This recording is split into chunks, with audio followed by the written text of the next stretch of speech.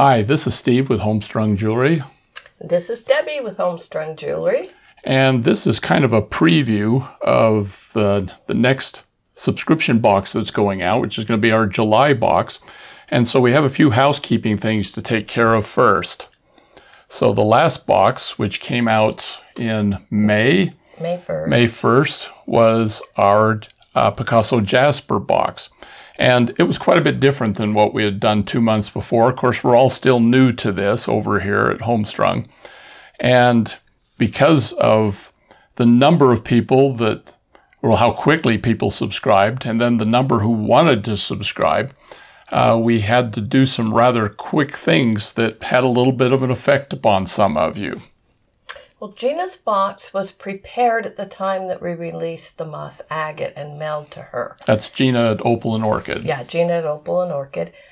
And we didn't anticipate the extreme results that we got from releasing that box. We ended up quadrupling the number of boxes that we were preparing for the next release, which was the Picasso Jasper box. And because of this, we had to make some changes really quickly, and in order to accommodate and make the inventory that I had stretch to that many more boxes so that more people could adopt one of these orphan gemstones.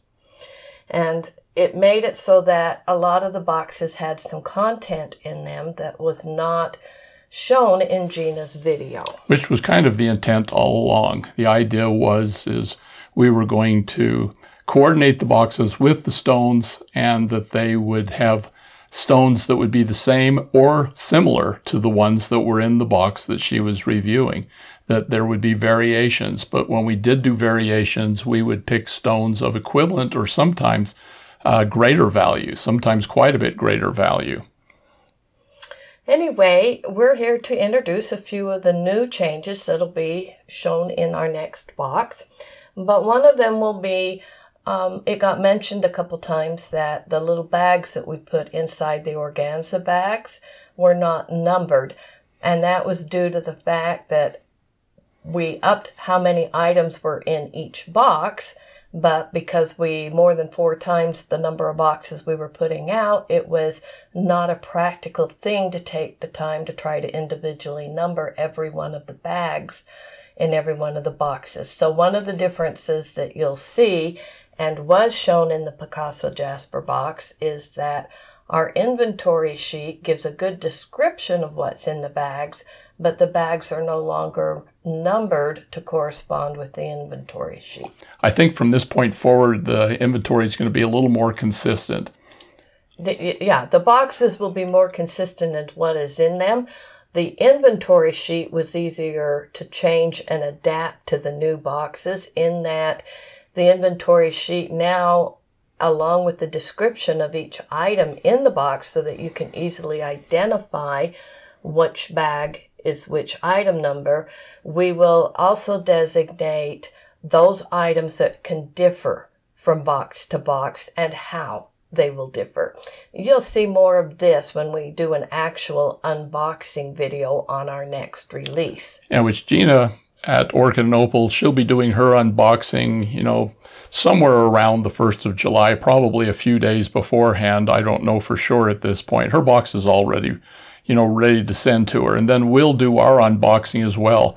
And we're going to make a point that the 2 boxes will actually be, those differences will show up in the boxes. Between the 2 videos, you'll see all of the differences. So if you watch both unboxings, you'll have a pretty good idea of what's going to be in the box. Now, we also thought, along with telling you about this, we give you a little preview of what's coming up in the July box. A sneak peek. We're going to show you the Gemstone Orphans that will be available in our next offering. And here they are. This is a composite, you might say, of all of the different stones that are available for this next Gemstone Orphan box. This isn't a composite. These are all the stones. We've sat them here. Okay, normally I have 2 lights to get rid of shadows, but we're only using 1 light today. We've taken off the glamour filters. We've taken off any color enhancements. We are showing you the stones exactly as they are. These are the orphans as they appear to each and every one of us on a regular basis. And these are the orphans that are going to be going out to you. As you can see, we are featuring amethyst in our next box. Okay. And this is a special type of amethyst that has a lot of the white banding in it.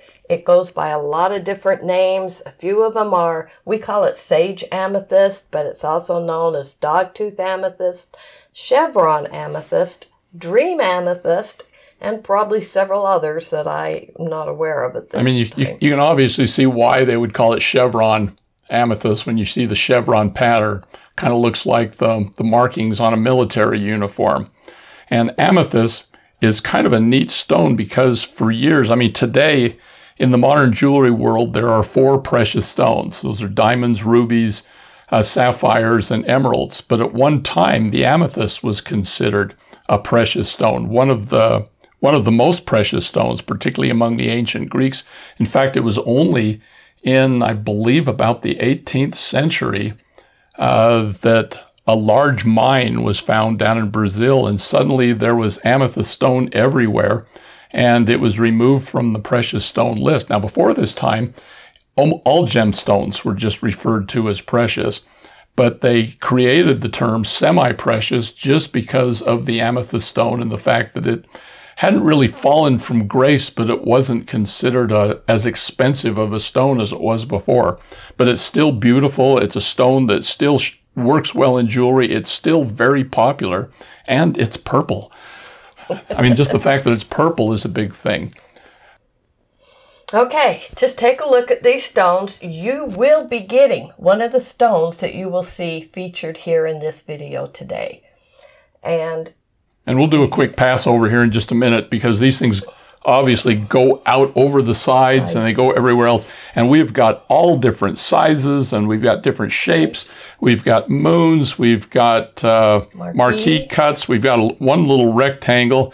We've got this little stone here, which I call a drip. I don't know what they actually call it. It's a leaf. It's a leaf. Okay, sorry. It's not a drip. It's a leaf. Okay, we have a couple of hearts here.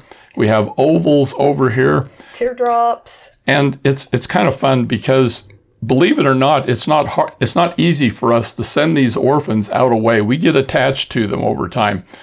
In fact, we even give names to some of them. Like, for example, over here, we have a Sage Amethyst that we call Patches. You can see why, but look at the beautiful color and pattern that's in this stone. And part of the reason why I set the lights up the way I did today is because some of these stones do have flaws. In fact, most of them do. They're not perfect. They're like people. We all have flaws and we have things that are beautiful about us. These stones have flaws, but they have aspects that are absolutely stunning. Like, for example, Sage Amethyst just by definition has different layers and different shapes and structures and strata, you say strata, I say strata, within the stone, and some of these show up as fissures. And with this lighting here, you can see that this has come out to the surface actually on this one. This is not a broken stone that's been glued back together. This is a part of the stone. You can see these lines, but sometimes they come out to the surface. And so you're getting to see them just as they are. Over here we have a moon, and there are craters on this moon, as you can see. These are natural inclusions. Now, an amethyst is a quartz stone. And so there are quite often impurities within the stone, and these impurities will show up when the stone is cut into shape and it's polished down. And the person who does this, the artisan, has a choice. They can either continue to make the stone or they can just toss it away, and generally they will send them out. But these natural inclusions, to me, just enhance the beauty of the stone. They just show you that this is an individual stone. Every gemstone has imperfections. Even the most expensive diamond in the world has it. You might not be able to see it without putting a loupe or a magnifier on it, but it's there. These stones are showing their imperfections right out there on the face. You can see them. They also have a lot of beauty to them. Mother Nature designed every one of these stones, and it took her approximately 100 to 250 million years to form the natural material that these stones have been cut and shaped from. And then an artisan has taken that natural material, they cut it into the shape, they polish it, they create what we see here, all one at a time, handmade. Okay, here's a little stone that I call Blossom. And if you don't know why, you can send me an email and I'll explain it to you. And it's got this beautiful, flower pattern over along the side, but it also has some imperfections. It has these little inclusions that show up right here. Now, I personally, as a wire wrapper, I would leave those things there. I would try not to cover up the blossoms over here on the side, but these little inclusions, they're just part of the personality of the stone. They're there, just like, scars, which I've got on my hands, and each scar has a story. Each one of these little imperfections has a story in the history of the stone as well. This also gives each stone its own individual personality, which, as we've demonstrated, is why we named one Patches and one Blossom, and one of these in here is Ziggy. He likes to hide from me. Yeah, we got Ziggy right here. Is Ziggy right there? Ziggy's right here. You can tell why, and right next to Ziggy I have Zaggy, which also has the zigzag pattern, which again is part of the chevron or the Sage Amethyst. But again, it's part of the personality. And under this light, you can also see there's a couple of imperfections in the stone. If this is not something that you find is beautiful or you don't want to work with it, then this might not be for you. I have another favorite stone here. I call this Beeps because of heartbeats. Heartbeats because he's got this little EKG pattern. And, heartbeat just doesn't sound right. So this stone I call Beeps. But again, it's a beautiful stone. You've got two different shades of purple. You've got this lighter shade and the darker shade. And if you look really closely, you can see little shades of what appear to be yellow. Now, as part of it being quartz, there are impurities that embed within the quartz stone.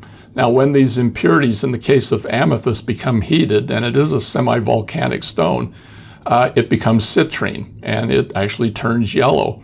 And it's popular enough that in the mining of amethyst, sometimes they intentionally heat up the stones to turn it into citrine. So if you see these little yellow bits in here, that's just part of the stone too. In this case, these stones are all natural, and if you see the yellow coloring running through some of them, it is because there was a natural source of heat, possibly the sun, possibly volcanic type activity or that, but it was something that heated the crystal enough to start turning it to that citrine color. Okay, another stone here. I call this one Hexy. This is sexy Hexy because you got these little hexagon shaped impurities and shapes that are within it. Again, there are little inclusions that are in the stone, and this is all just a part of it. This would be a fun stone to wrap. In fact, let me show you another one that's similar to this that has the black inclusions. I debated whether to even include this within the Orphans, in the subscription and the non-subscription boxes because of these black inclusions in here. I thought somebody might not appreciate this stone. I used to call him Scar, but I think that's just too, it's such a pretty stone, I hate to do that. And I may still keep this stone instead. The cut on the stone is not perfect. If you look closely, there's a couple of little flat spots, but these little black inclusions, I think, just make this stone beautiful. Makes it unique. It's different from all the other stones. And which is what allows us to register the stones. Yes, all of these differences that you see are one of the things that enable us to register and certify the stone. Once the stone is finished up, is jewelry made into the beautiful necklaces that all of them can be made into. The value of these stones is going to increase as more of them become available on the market. When we get our registry onto the market so that it can be searched, it will be one way that people can authenticate that they are getting a gemstone orphan. They'll be able to look it up on the registry. Okay, so anyway, this is what you can expect as an orphan. in the July box, the 1st of July box, which we're hoping to actually get out as close to or maybe even before the 1st of July, so you've got this as quickly after the holidays you possibly can. Now, we will be doing an unboxing closer to the 1st of the month, but we wanted to give you a chance to just see what goes into all of the different orphans here, because these are the orphans that are going into the boxes. If you have any questions, any comments, go ahead and make them down below. And of course, we always encourage you to subscribe and click on the like button, of course, because that helps us with our algorithm so that more and more people can see our reviews and our tutorials. So anyway, this is Steve again, and we look forward to seeing you again in the future. This is Debbie saying goodbye and looking forward to hearing from you when we release these Gemstone Orphans.